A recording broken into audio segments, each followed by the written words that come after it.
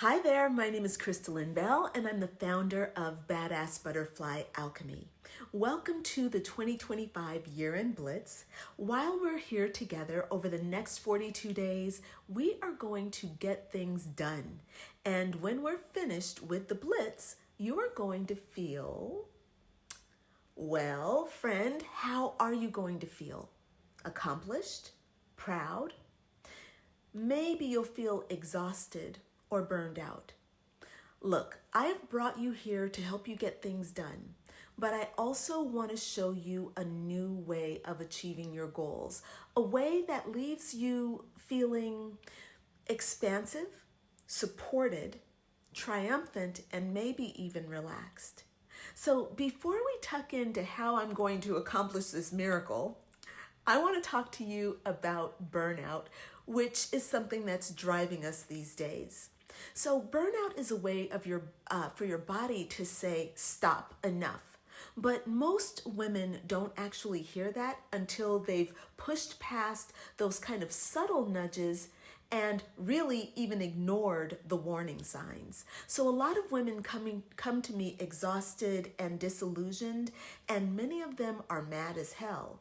But what I find to be most interesting is that these high-performing women are still asking why they can't handle things better. The truth is that burnout isn't really the problem, it's just a symptom. The real problem is overachievement. So that's a way of being that looks noble, but it silently chips away at your spirit.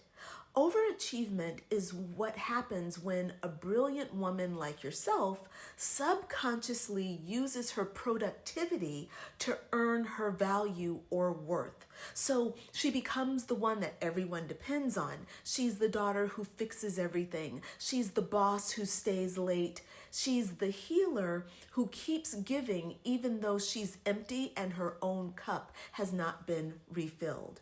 So she gets lots of accolades and applause, and they will keep her going. The results will keep her hooked, but she starts to lose the distinction between who she is and what she does. Overachievers don't usually know that they're overachieving. They call it, I'm doing what needs to be done, or I'm working toward excellence. And I used to say, I'm on a mission, y'all.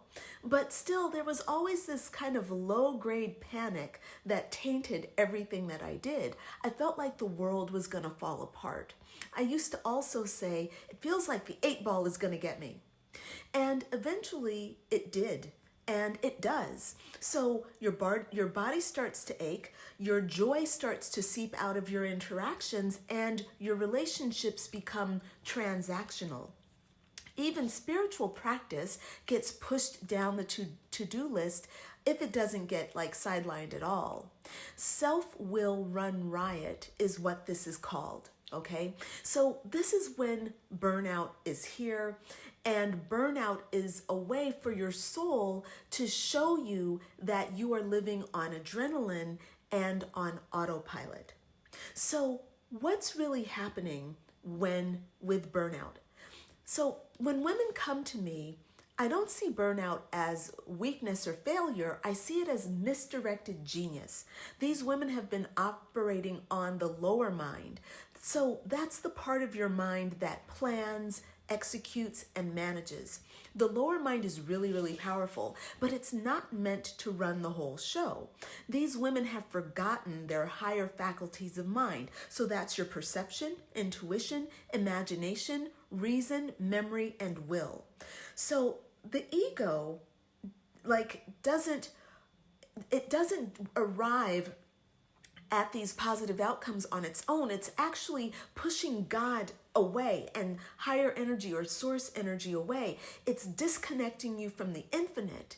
And so what we want to do is bring you back to that awakened, alive state where life is joyful, blissful, and dare I say, orgasmic.